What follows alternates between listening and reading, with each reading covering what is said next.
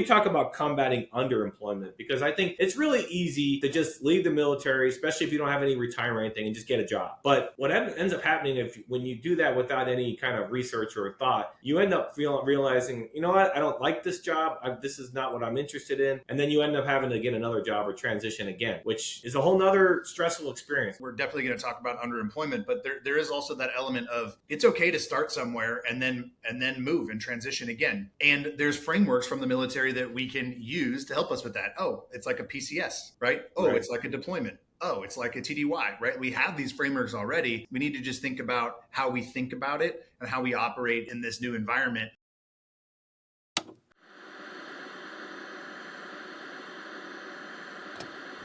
Is that much of it? That's not much of a change for you, right? My name is Kerry Kite.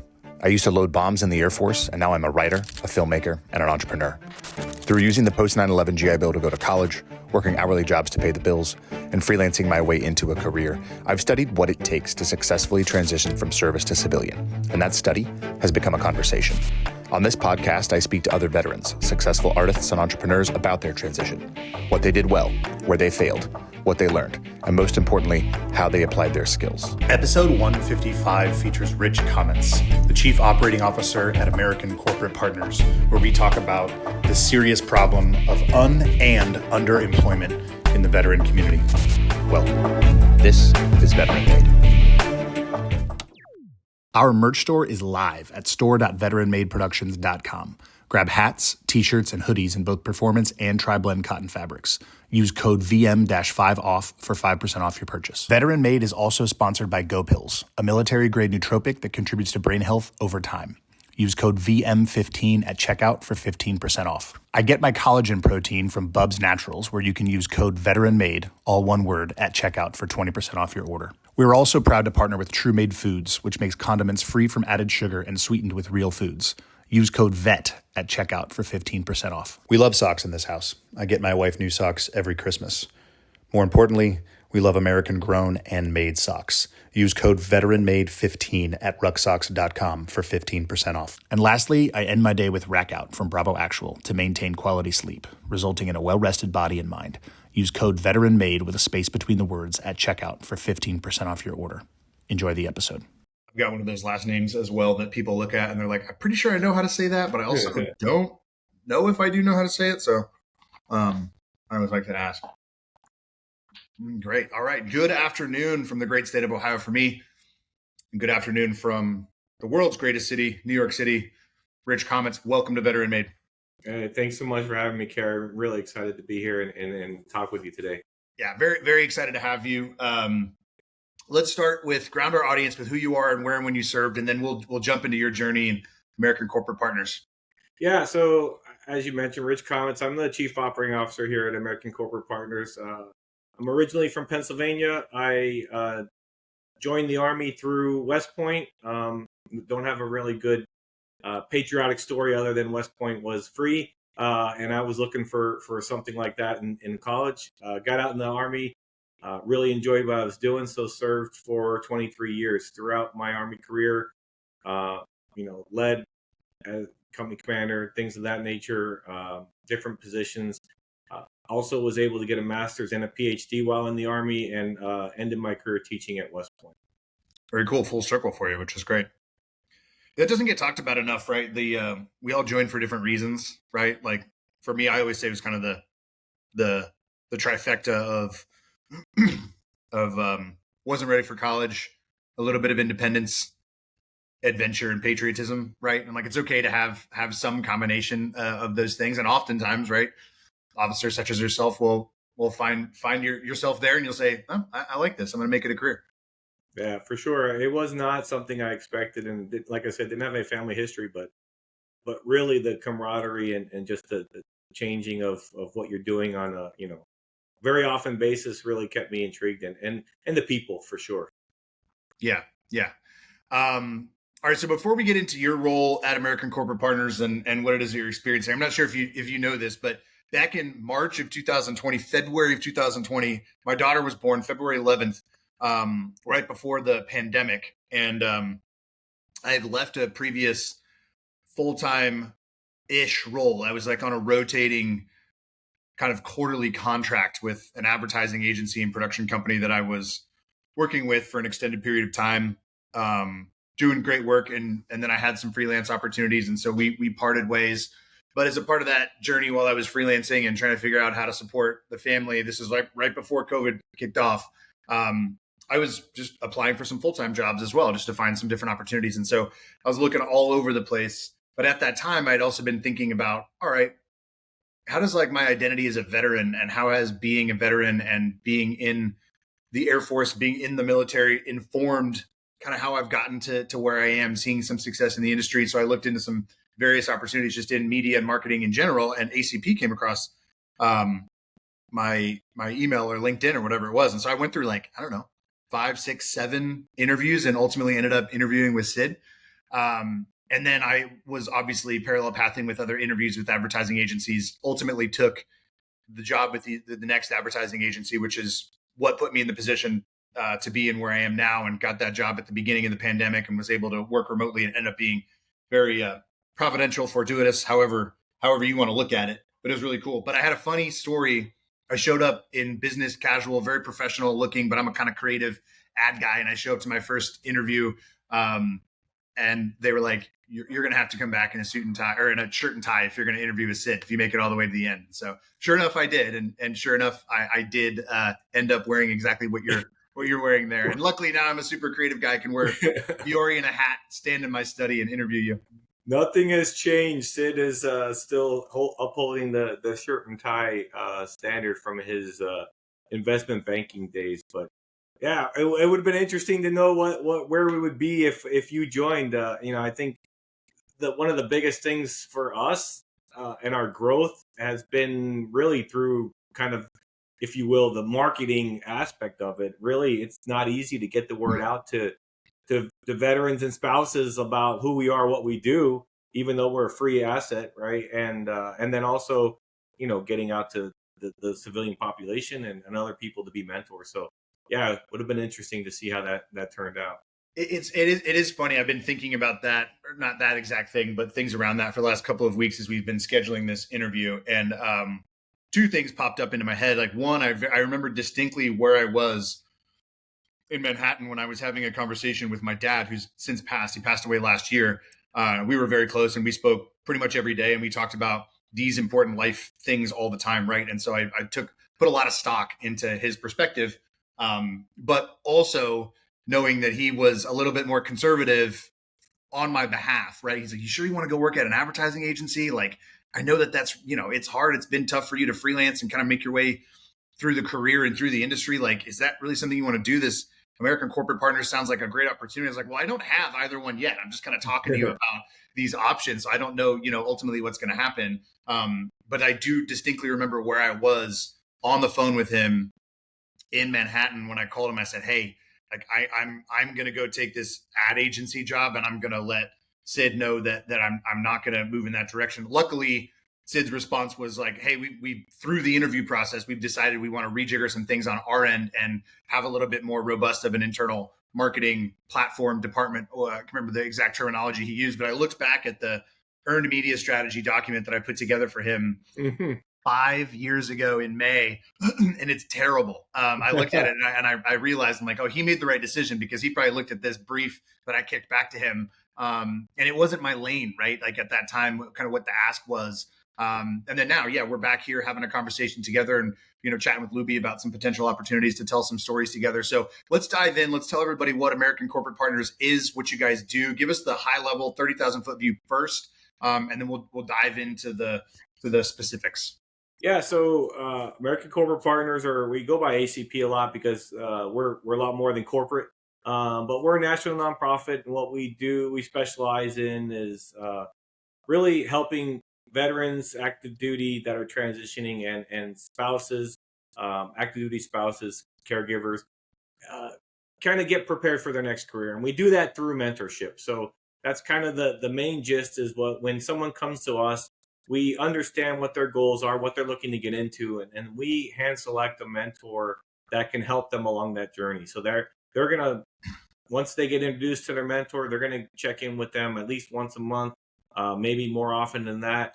and that mentor is there to kind of help them walk through that journey, help them translate their military experience, capitalize on what they did, help them speak civilian and use their military experience, but in a way that civilian hiring managers can understand, translating that in the resume, working through what jobs should they apply to, all that type of stuff. So anywhere that any goals. And then there's some people like, maybe I should go to get a certification or go to school again. How should I do that? What should I go after? So really, it's kind of that accountability partner, someone to go through your journey, a sounding board to bounce off with, and really we will follow you up to a year, and we'll provide you with resources and help along the way. So it's really kind of a team effort, but we're pairing you up with a mentor to help you really get where you want to go.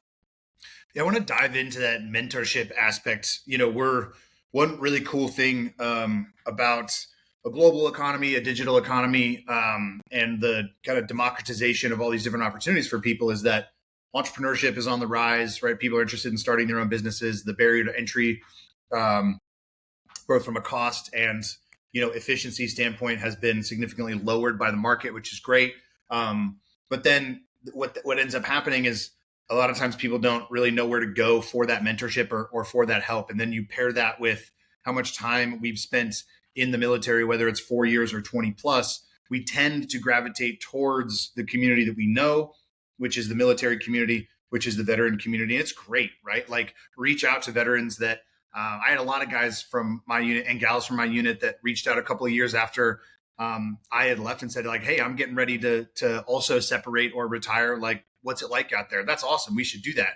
But one big piece that we don't do enough of is actually go seek mentorship from people that don't have the military experience and actually only have the experience in this new operating environment, this new arena that we want to get into and see success in.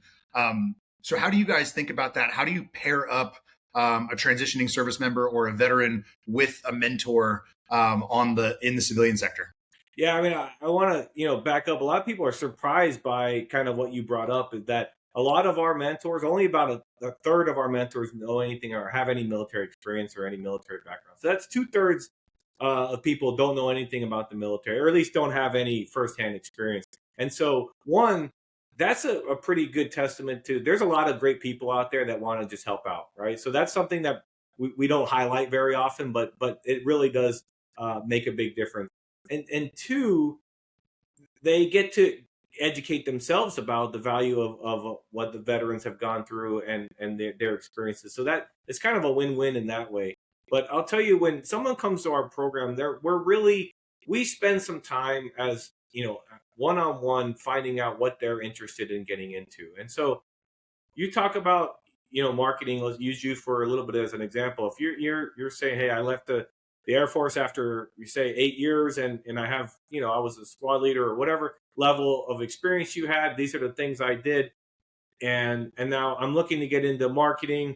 And what can you do for me? So we're going to take all that information. If you have any preferences of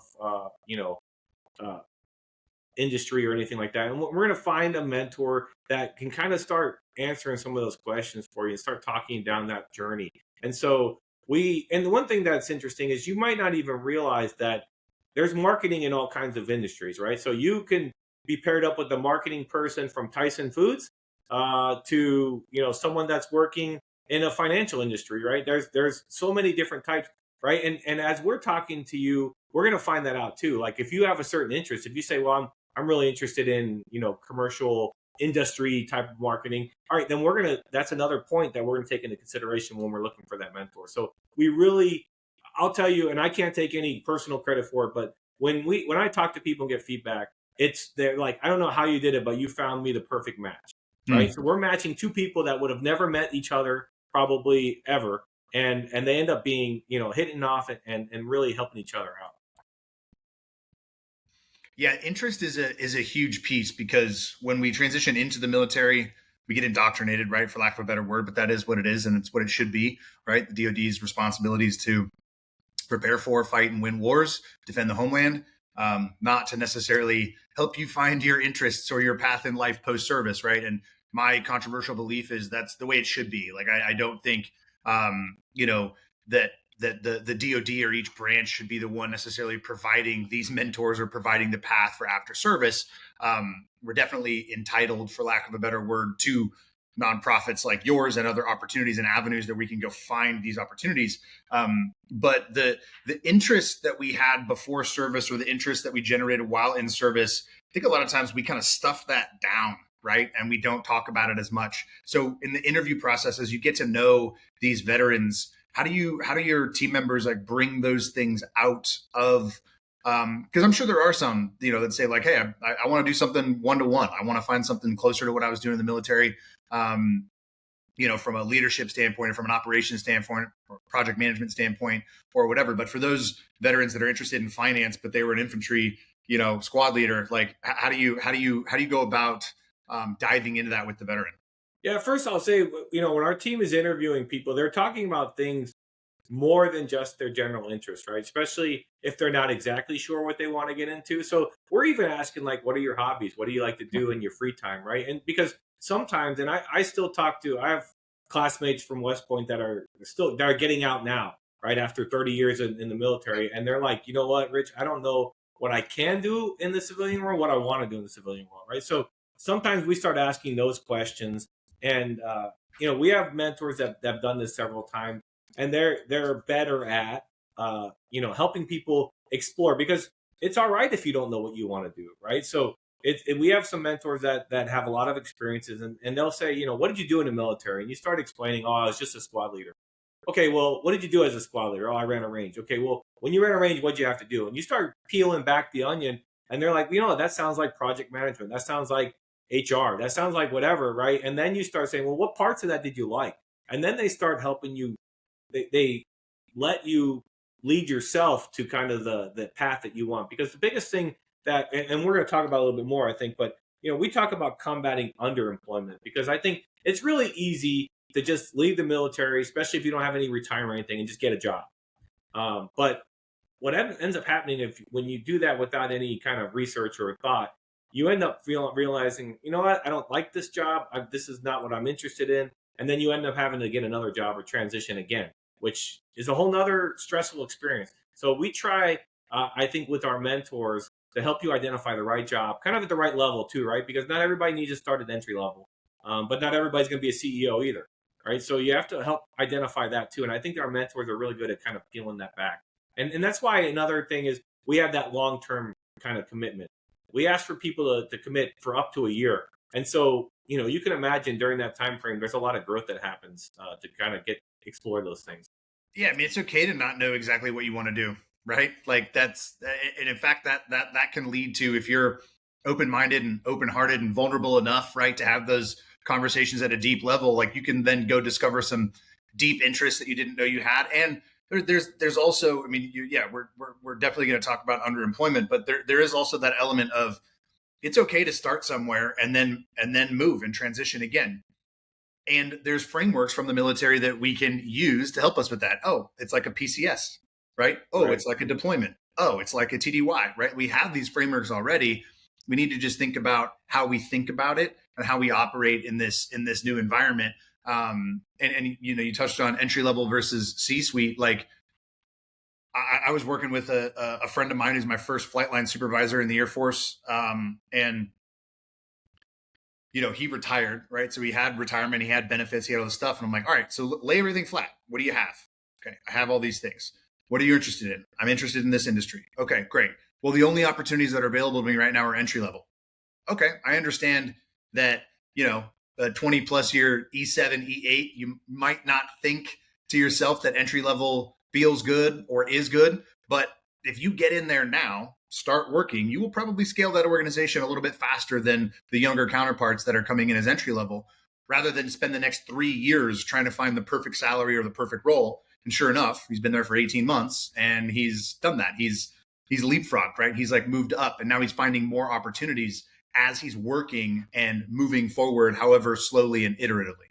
Yeah, there's a lot of research behind that sometimes or once, a lot of times when veterans get into a position, they usually progress faster than their civilian counterparts. Not all the time, but but oftentimes, and part of that's because, as you kind of mentioned, sometimes you got to take a little step back. Um, even generals leaving the military, they can't expect to walk into a C-suite job in all cases.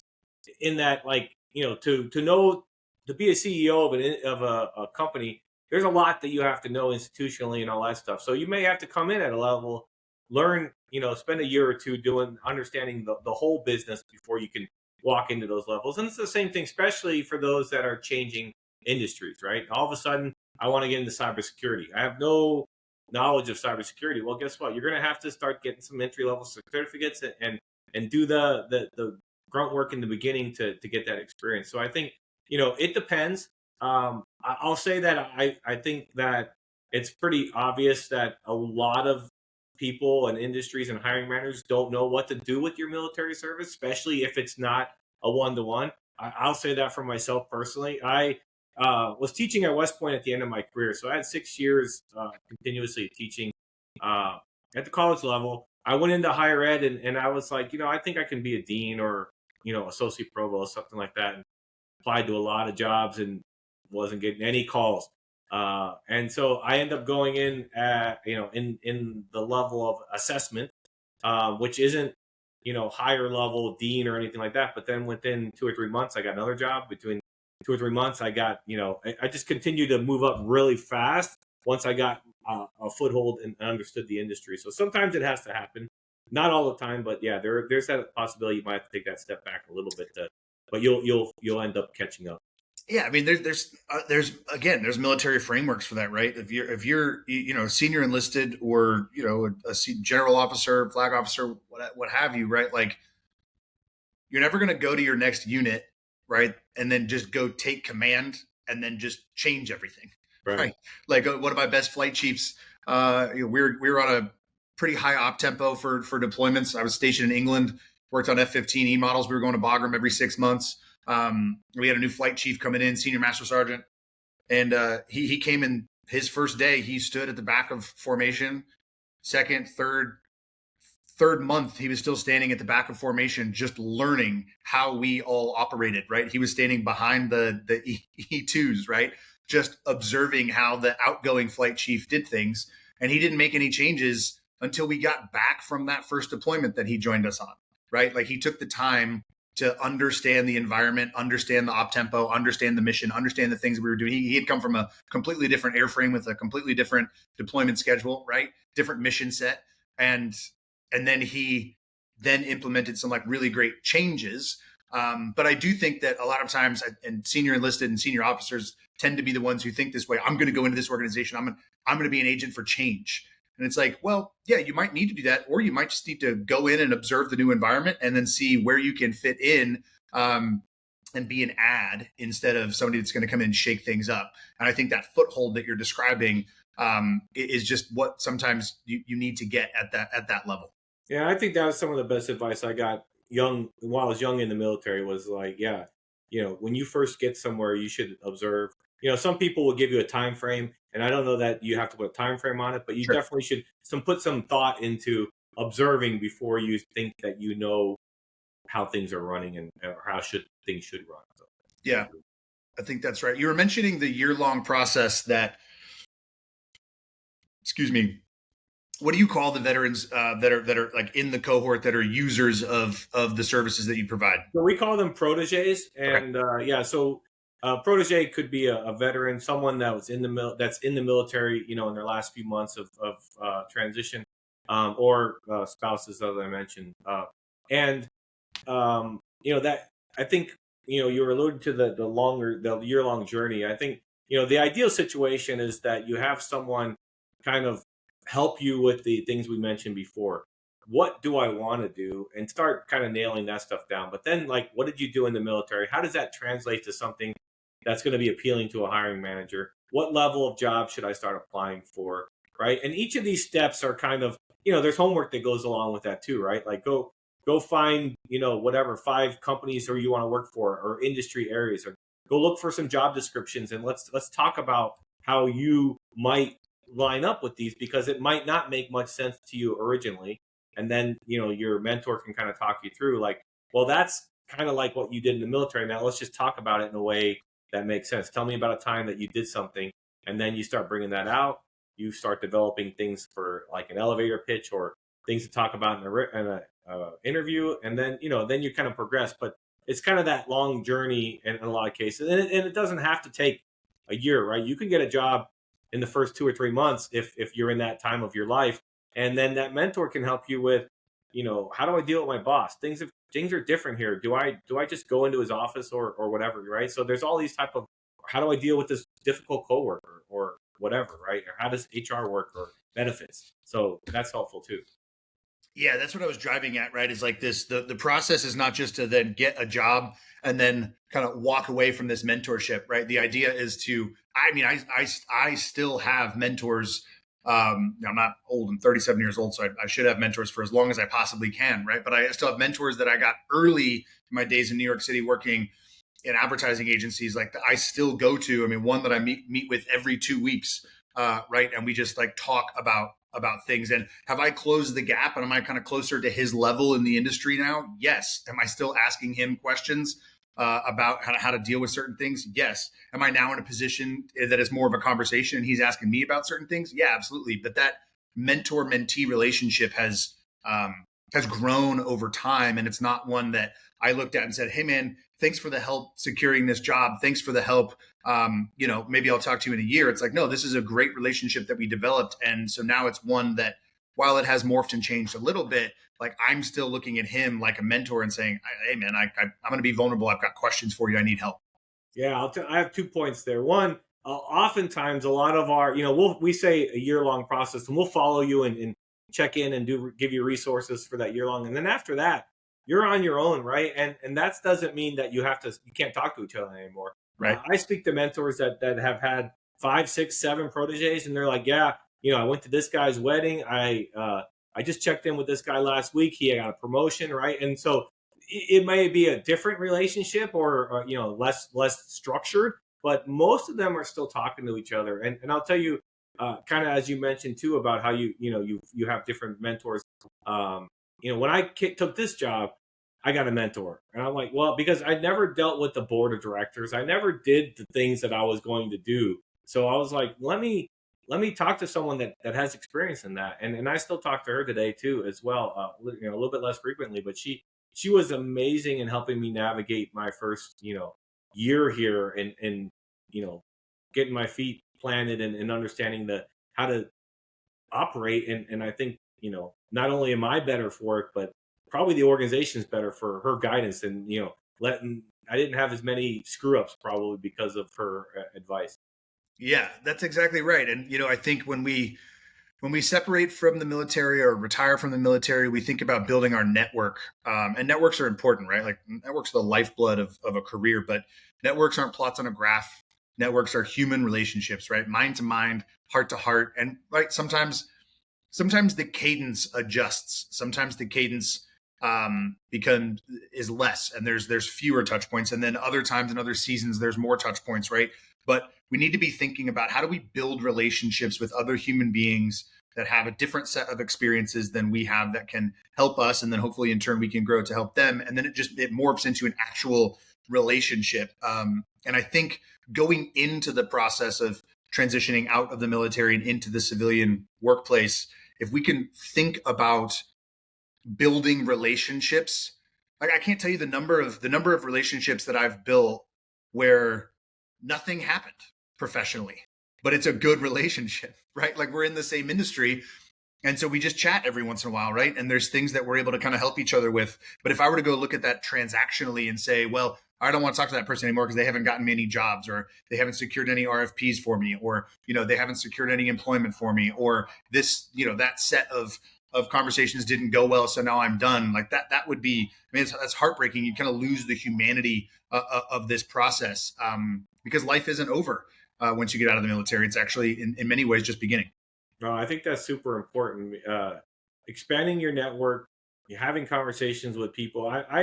I often say, like, I'll have a conversation with anyone, right? Sometimes people, especially in this role, people are like, hey, I want to talk to you about something. I'm like, I don't know what you got. You don't seem to have anything to offer me or the company, but let's talk and we'll figure it out, right? And then it's funny. You just stay connected to them, whether it be on LinkedIn or something, and then all of a sudden something comes up someday, and they're like, you meet someone else that like, I really am interested in this, and you're like, you know what? I think I have someone that you might be able to talk to, right? And you can make that connector. And I feel like the military is like that oftentimes. Like sometimes just because you're in the military, right, we can talk to each other. Or if you were in the same unit or the same branch or, whatever the case may be, it's all of a sudden like that instant connection. And I think that makes it easier later on if you continue that same thought process in the civilian world, that you get to meet a lot of different people doing a lot of different things. And then you can start making those connections. And as you said, it doesn't have to be transactional, but it could be later on. You never know. And it's better to have those relationships than not. Well, yeah, I mean, transactions in of themselves are not evil things, right? It's really about the perspective that we're bringing and the way that we're approaching, these relationships. And that's where, sales is a skill set, right? It's both a technical skill and an art form, right? And it's like that's a big struggle for me in my business right now. My wife and I co-run our business, and we both came from other advertising agencies and production companies where we operated at a very, very high level because we were operating with other people's resources, right?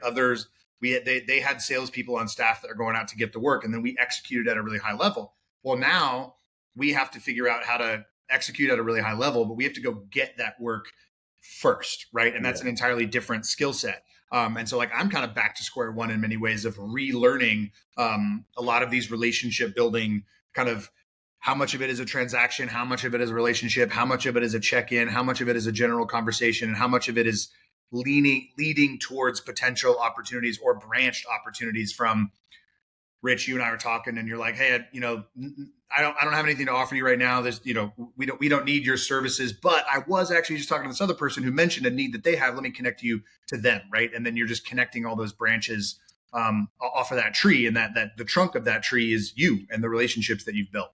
Yeah. And if just by us having this conversation, right. If I'm talking to someone 2-3 months from now that they're interested in marketing stuff, right. I'm like, now I got somebody. Right. That I'm like, hey, at least talk to this guy. He may not be the guy, but he might be able to point you in the right direction, or you might be able to do something. Right. Yeah, exactly. So we've been talking a little bit about underemployment and just employment in general in the veteran space, right? Like the data shows that veterans are more loyal and do better than their civilian counterparts, at least initially as they get into organizations. But there is a bit of an underemployment crisis, for lack of a better word, in the community. What do you guys see, and how are you attacking it? Yeah, I think that, our organization is completely suited to attack that, in that we're kind of, and it's why some people turn away from us, because we kind of speak this as a little bit of a long game, right? And again, it doesn't mean that you have to wait 12 months to get a job. You can get a job in 2 months or 3 months or whenever you're ready, right? Or whenever it's appropriate. But the idea is, with our mentors, is they're helping you kind of really bring the best you out when you're going into the civilian world of marketing yourself. Really, it's about marketing yourself, right? And I think a lot of us military members are kind of very mission driven, and they think, you think, well, especially if you're not retiring, right? If you're in the military and you served less than 20 years or whatever now the different retirement options are, you're instantly unemployed.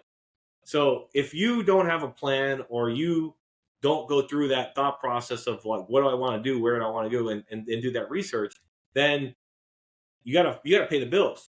And if you have a family or whatever else, that stress and pressure and anxiety is ramped up even more. And maybe you never done this before, right? I mean, I was 42 years old before I ever wrote a resume or applied for a job, really.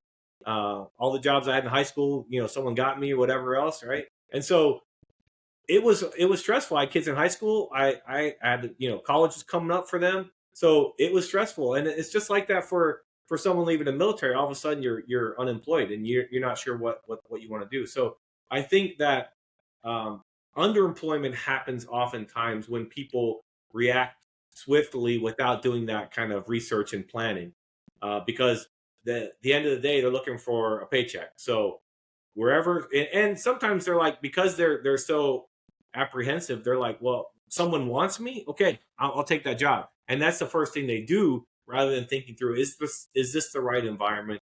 Is this the right level? Can I be doing something else?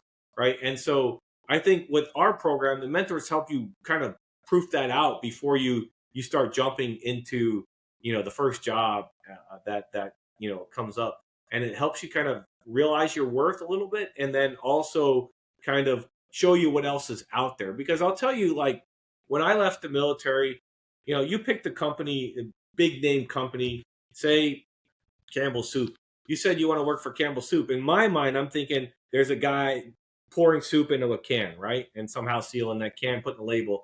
But I now know, right, at those companies, you have marketing, you have logistics, you have project managers, legal, HR, all those things, right? So sometimes it's that realization too, is that you're thinking, I don't know where I want to get a job, and I want to live in, near my hometown or whatever. And you're like, oh, did you realize that right in your backyard there's this company that might have a position for you, even though, I'm not packaged in soup, but I could work for Campbell Soup or whatever, right? So it's kind of them sharing with you what the civilian world's like and what the possibilities are, and helping you kind of narrow that. At the same time, you're learning how to market yourself in a way that hiring managers and civilian hirers can understand, so that they're seeing the benefits of your military experience. But as I mentioned earlier, I think by and large, it's very hard for hiring managers sometimes to see the value when it's not a one for one. Like when you're not doing intelligence in the military and doing intelligence in the civilian world, or logistics and logistics. If it's like, I'm doing logistics, but now I want to go into, project management, it doesn't sound like they match, but there's probably a lot of things you did in logistics that translate to project management. Now, how do I show that and explain that? That's right. And it's on us to be able to translate that language, right? To your point, you said it earlier, you just alluded to it again. We can't assume that a civilian hiring manager or a civilian HR or recruiter is going to understand, because a lot of times civilian companies will be both impressed and intimidated by a resume that just says all of the deployments, all the medals, all the things that people do. I remember getting into advertising, being like, man, you loaded bombs on fighter jets. That's super cool. And it's like, yeah, but the way that I saw the flight line is how I see the industry now, right? And like those are the frameworks that really helped me. But I had to do that work to understand how to translate those frameworks and then translate that language. And to your point, sell myself, market myself as somebody who could integrate into this new environment, and utilize the skills and experiences that I already have. I think one of the things that drives me nuts is when I go to, and again, not to keep picking on senior enlisted, senior officers, but it tends to be those folks that I see because they have so much a breadth of military experience. You go and you look at their LinkedIn and they put the civilian equivalent of whatever job they feel like they did at each unit, right? So it's like I started as a operations executive, and now I was the COO at this unit, and I was the CEO at this unit at the Pentagon. It's like, no, you weren't.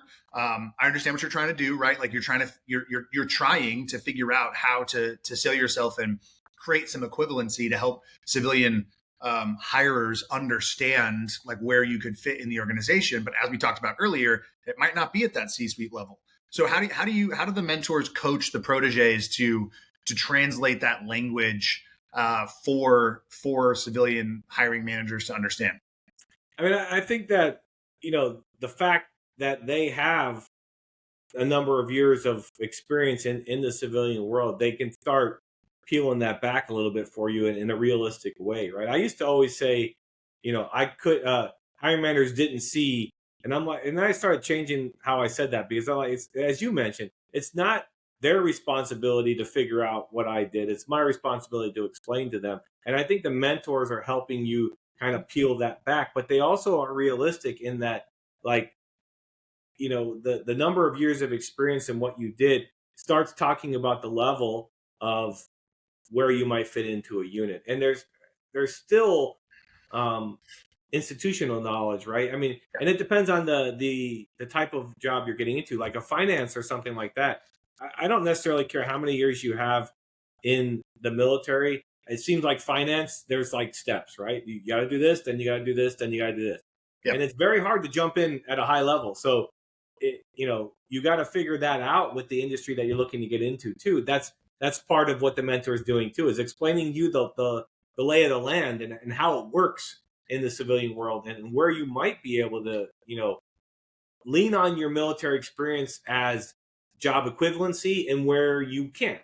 And so I think it's hard to say how that happens because everyone's different. But when you start having those one-on-one conversations, then it makes sense. I also think they help you with, just grab a job description and you start going down it and you're like, do you have experience doing this? And initially you might think no, but then they might peel it back, or initially you think yes, and you start explaining, and you're like, well, that's not exactly the same, or yeah, you did more than that, right? So it's those conversations that are invaluable, I think. And again, love a lot of other VSOs, but like we're one of the few that kind of create that long-term relationship where I think you get that accountability partner that, listen, my wife's going to always try to be my cheerleader, right? But maybe sometimes you need someone third party that's like, you know what, that's not really how it goes, man. Yep. You should think about it this way. And Yeah. I feel like that, having that, kind of that confidant, but like realistic partner too. That's it, right? It's back to relationships. And I asked the question, the first thing out of your mouth was, I don't know. I just know it happens through conversation between the mentor and the protege, right? Like the mentor is going to be the subject matter expert here. And the protege is going to be the one who's going to have a conversation with that person. And the mentor is going to be able to tease those elements out, help them rewrite some of that language or help them understand better. Yeah. One thing I wanted to add to that too is, as part of ACP in general, we do pair you up with a mentor, but we also have member of our team following you through that journey. So if you start coming up to something that you or your mentor don't really have the experience in or the resources, we're going to provide those resources. Or if your mentor is like, all of a sudden you're kind of want to do something 180 from what you're talking with your mentor about, we can come back to us. We'll get you a one-off call with another mentor to kind of fill that out and see if that's the direction you want to go. So I just want to add that in that, that's what another part of what makes ACP special is that additional support throughout the journey so that, not every mentor is going to know everything about everything. So they don't have to have that confidence that they know everything. They can speak about what they do know and more help supplement that, along the way. It's great. It's relationships at scale, right? It's one-on-one, it's community.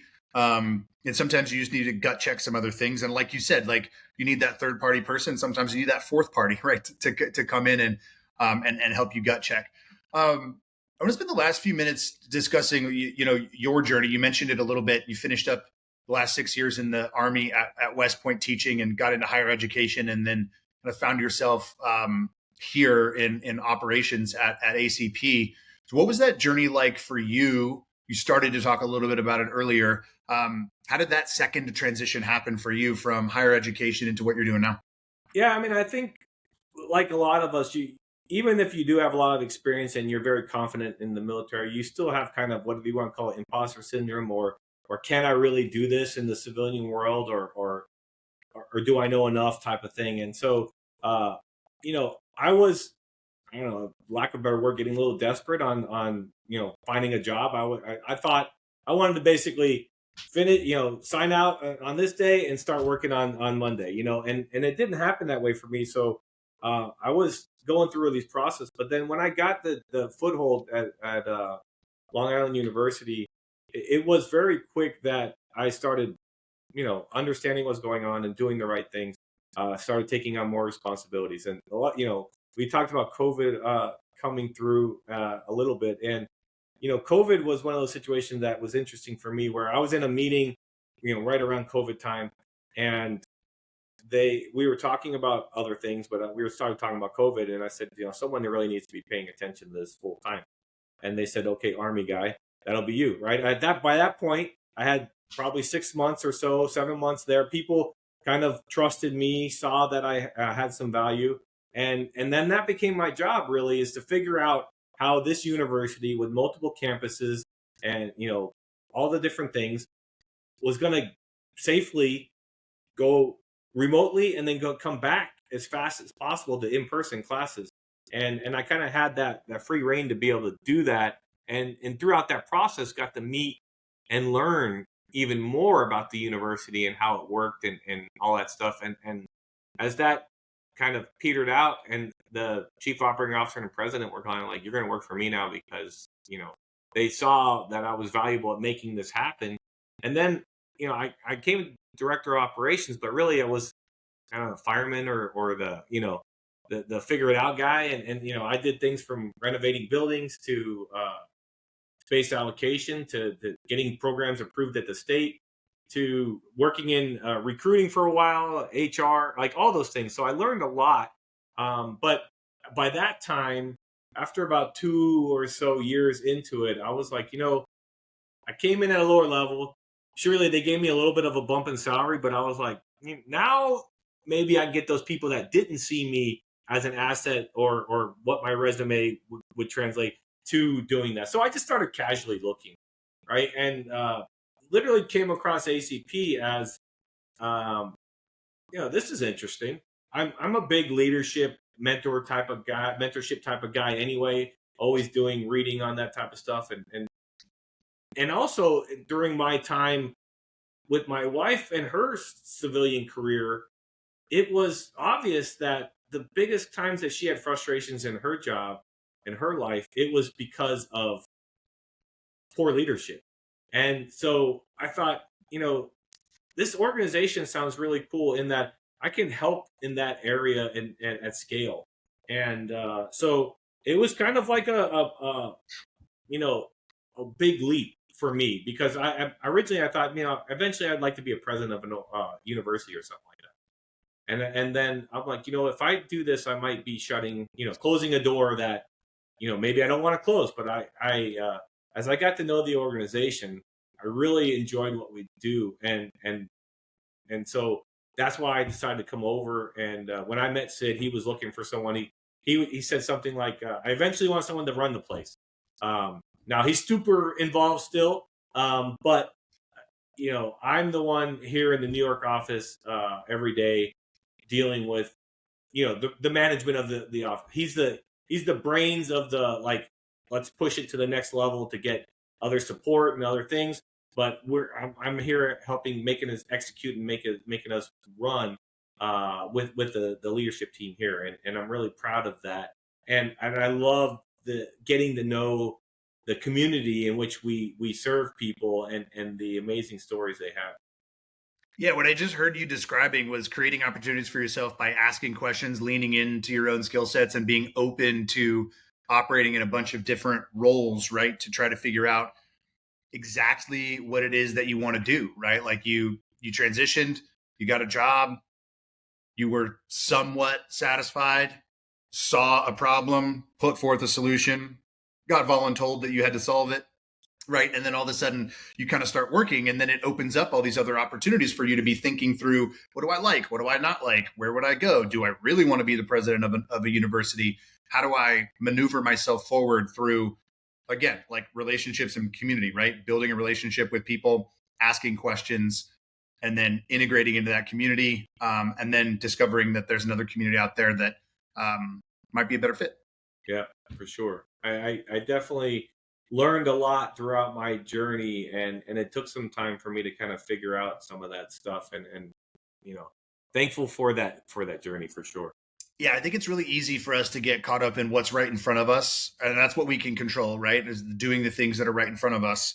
But it's difficult, I think, for us to be thinking, especially after we've retired, right, or separated from the military. We feel behind in many ways, and so we think too short term.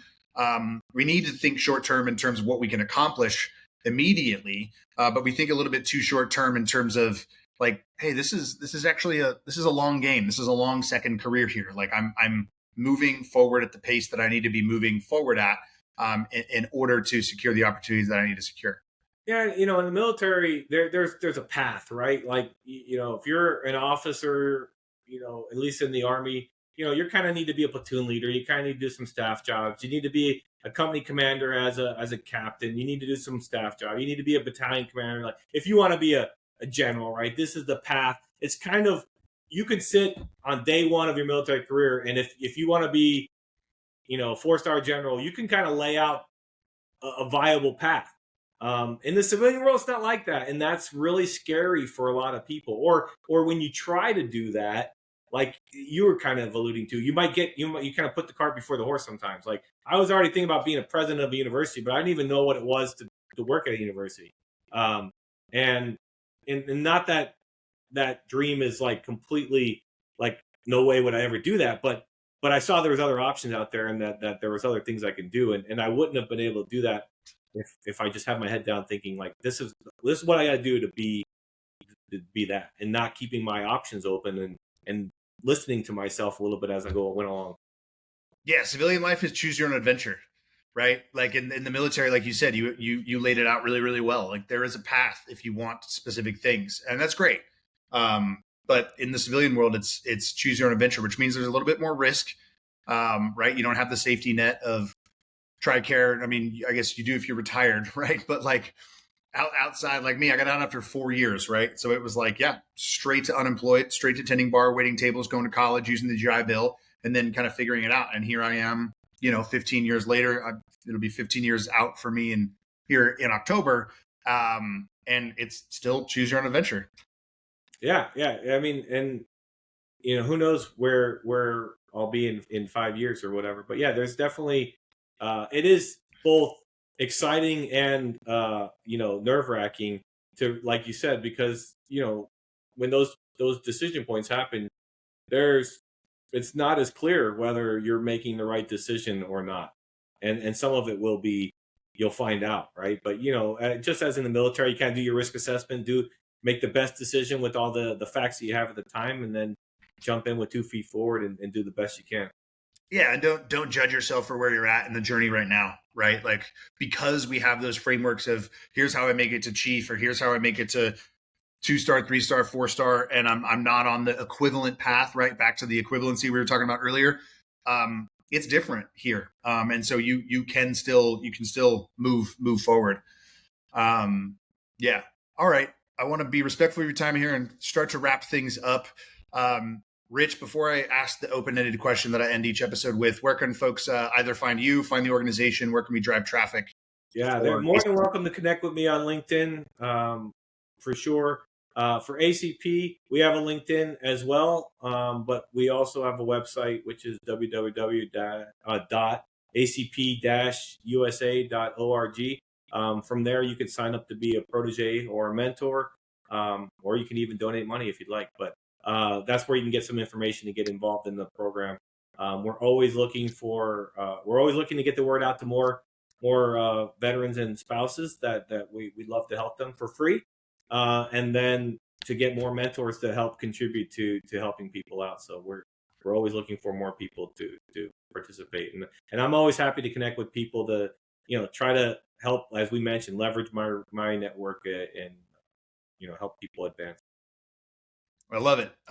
Rich, to end each episode of the podcast, I ask an open-ended question. What's on your heart and your mind for our community right now? Could be a piece of advice, something you want to get off your chest, or something you want to reiterate that we've talked about today. Rich, what's on your heart? What's on your mind?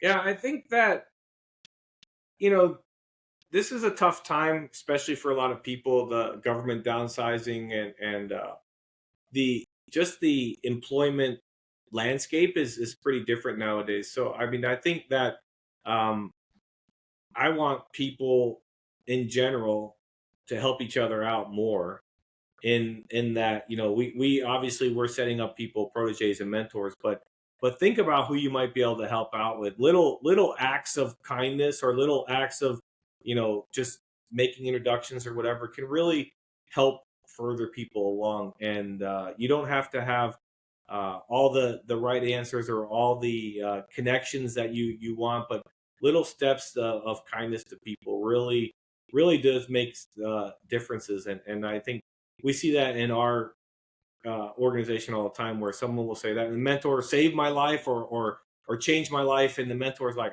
I was just giving them some advice or whatever. And it's like, well, you never know the impact you can have. So be a good person, do the right things, and try to treat people like you'd like to be treated, I think. And we're all going to be better for it. Well said, brother. Appreciate your time. Appreciate your energy. Appreciate the work. And looking forward to staying in touch. Yeah, for sure. Thanks. Thanks, Rich.